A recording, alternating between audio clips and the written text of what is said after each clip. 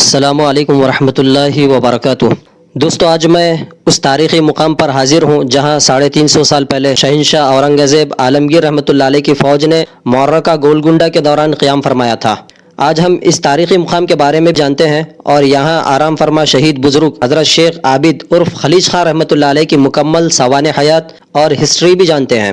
دوستو، اس مقام سے قلعہ گولکنڈہ 4 میل کے فاصلے پر واقع ہے اور یہی وہ تاریخی مقام ہے جہاں دن بھر عالمگیری فوج گولکنڈے کی لڑائی میں برسر پیکار رہنے کے بعد یہاں اس کھلے میدان میں خیمہ زن تھے، آرام کیا کرتے تھے، اور یہاں شہنشاہ اورنگزیب کی بنائی ہوئی تاریخی مسجد بھی موجود ہے۔ آپ یہ جو مقبرہ دیکھ رہے ہیں، یہ اورنگزیب عالمگیر رحمۃ اللہ علیہ کے استاد اور سلطنت آصفیہ نظام حیدرآباد کے خاندان کے پہلے فرد کا مقبرہ ہے۔ آپ کا پورا نام شیخ الاسلام خواجہ عابد خان ہے۔ شہنشاہ اورنگزیب نے آپ کو فوج کی کمان سپہ سالاری عطا کرنے کے بعد خلیج خان کا خطاب دیا تھا۔ آپ کا خاندانی نسب حضرت شیخ شہاب الدین سہروردی رحمۃ اللہ علیہ سے ملتے ہوئے سیدنا ابوبکر صدیق رضی اللہ عنہ تک پہنچتا ہے، اسی لیے آپ کو صدیقی بھی کہا جاتا ہے۔ آپ اپنے خاندانی نسب کے بنا پر 2 روحانی سلسلے سے وابستہ تھے۔ پہلا سلسلہ نقش بندیہ جو سیدنا ابوبکر صدیق رضی اللہ عنہ تک پہنچتا ہے۔ دوسرا سلسلہ سہروردیہ جو آپ کے جد امجد حضرت شیخ شہاب الدین سہروردی رحمۃ اللہ علیہ سے ملتا ہے۔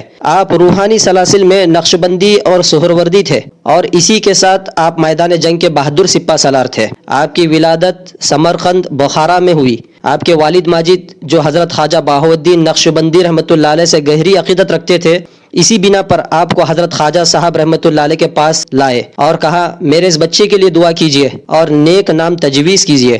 حضرت خواجہ بہاؤالدین نقش بندی رحمۃ اللہ علیہ نے دعائے خیر پڑھی اور خواجہ عابد نام رکھا اور کہا کہ یہ لڑکا علم و فضل، شجاعت و بہادر میں بے مثل ہوگا۔ آپ کے والد آپ کی تربیت میں ہمہ وقت مصروف رہتے تھے۔ آپ نہایت ذہین و فطین تھے۔ گھوڑ سواری، تلوار بازی، فنون جنگ میں کمال کی مہارت رکھتے تھے۔ دینی تعلیم آپ نے علماء بخارا سے حاصل کی۔ بچپن ہی میں حفظ قرآن کی دولت سے سرفراز ہوئے۔ عالم شباب جوانی تک آپ نے تمام علوم و فنون اور سپہ گیری، فنون حرب میں بھی کمال حاصل کیا۔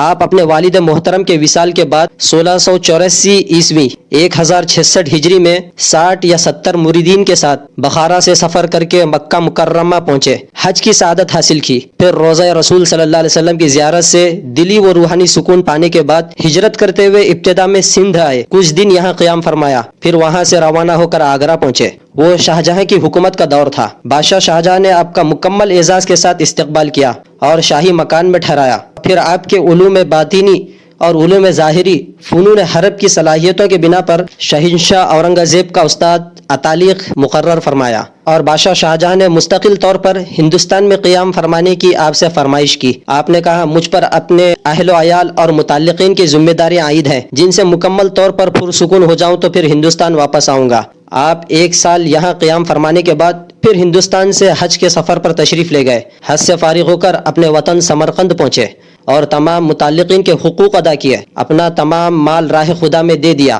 اور صرف دینی کتابیں لے کر اپنے اہل و عیال کے ساتھ ہندوستان واپس آئے۔ شاہجہاں کی وفات کے بعد شہنشاہ اورنگزیب تخت نشین ہوئے۔ آپ شہنشاہ اورنگزیب کے ساتھ ہر لڑائی معرکہ میں شانہ بشانہ شامل رہے۔ کئی لڑائیوں میں آپ نے اپنی بہادری کے جوہر دکھائے۔ شہنشاہ اورنگزیب نے آپ کو خلیج خان کا خطاب دیا اور عالمگیری فوج کی سپہ سالاری پر آپ کو مامور کیا۔ آپ کے بڑے فرزند میر شہاب الدین غازی اور آپ نے عالمگیری فوج کے لیے وہ کارنامے انجام دیے جس کی مثال عالمگیری لشکر میں نہ ملتی تھی۔ خاص طور پر بیجاپور اور دکن کے سخت ترین معرکوں میں آپ اور آپ کے بیٹے نے جانثاری اور بہادری کے وہ جوہر دکھائے کہ شہنشاہ اورنگزیب آپ کے قائل ہو گئے اور آپ کی بڑی عزت کرنے لگے۔ بیجاپور کے معرکہ لڑائی میں جب مغل فوج اور خود شہنشاہ اورنگزیب کا بیٹا شہزادہ اعظم سخت ترین لڑائی کے دوران دشمن کے نرغے میں آ گئے تو شہنشاہ اورنگزیب نے آپ کو طلب فرما کر آپ کے فرزند غازی الدین خان کے ہمراہ مختصر فوج کے ساتھ روانہ کیا۔ اس معرکہ میں آپ نے اپنی جان پر کھیل کر مغل فوج کی آڑے وقت میں مدد کی۔ اس موقع پر شہنشاہ اورنگزیب نے آپ کو خط لکھا، آپ کی حد درجہ تعریف کی اور 2 رکعت نماز شکرانہ ادا کر کے دعا مانگی، یا خدا آج جس طرح غازی الدین فیروز جنگ نے جس طرح تیموری خاندان کی لاج رکھ لی، اسی طرح تو اس کے خاندان کی عزت و آبرو قیامت تک برقرار رکھنا۔ 1097 ہجری مطابق 1687 عیسوی میں شہنشاہ اورنگزیب نے قلعہ گولکنڈہ پر حملہ کیا۔ گولکنڈہ پر ابوالحسن تاناشاہ کی حکومت تھی۔ آپ بھی اپنے بڑے فرزند کے ہمراہ اس جنگ میں شریک تھے۔ اسی گولگنڈے کی لڑائی کے دوران آپ کے کھاندے پر توپ کا ایک گولہ لگا، زخم بہت زیادہ شدید تھا۔ شہنشاہ اورنگزیب نے آپ کی صحت یابی کی مکمل کوشش کی مگر زخم بہت گہرا تھا، اپنا کام کر گیا۔ شدید زخمی حالت میں آپ 3 دن یہاں عالمگیری خیمے میں باحیات رہے۔ آپ کی عیادت کے لیے شہنشاہ اورنگزیب عالمگیر نے اسد خان اور دیگر فوجی امراء کو یہاں بھیجا۔ اس وقت طبیب آپ کے زخم پر ٹانکے لگا رہا تھا اور آپ اطمینان سے کافی پی رہے تھے۔ کافی دیر بات چیت رہی، آپ کافی پیتے اور طبیب سے کہتے، اے طبیب ذرا ہوشیاری سے زخم میں ٹانکے لگانا تاکہ مجھے تکلیف کا احساس نہ ہو۔ آپ کی یہ ثابت قدمی دیکھ کر حاضرین حیران تھے کہ اتنا سخت زخم ہے پھر بھی آپ اطمینان سے کافی پی رہے ہیں، لیکن زخم بہت شدید اور سخت تھا، درست نہ ہوا۔ آخر اسی حالت میں تیسرے دن 24 ربیع الثانی 1098 ہجری مطابق 1687 عیسوی کو رحلت فرما کر دار فانی سے دار بقا کی طرف کوچ کر گئے۔ شہنشاہ اورنگزیب کو آپ کی وفات سے بے حد صدمہ ہوا۔ آپ کے بڑے فرزند شہاب الدین غازی خان کو اطمینان اور دلاسا دلایا۔ آپ کی تدفین یہی ہوئی جہاں آپ معرکہ گولگنڈے کے دوران خیمہ زن تھے، قیام فرمایا تھا۔ یہ علاقہ آپ ہی کے نام سے موسوم ہے، اس کو خلیج خان کی بارادری کہتے ہیں۔ آپ کے کل 6 فرزند تھے۔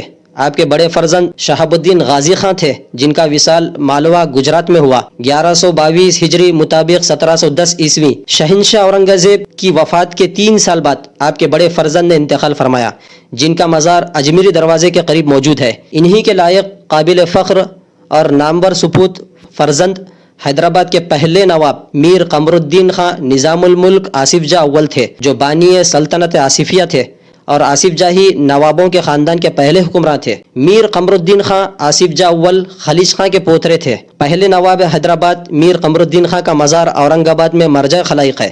انہی سے پھر حیدرآباد دکن میں آصف جاہی حکومت قائم ہوئی جو تقریباً 1724 عیسوی سے 1947 تک قائم رہی، جن کی 7 پشتوں نے حیدرآباد دکن پر حکومت کی۔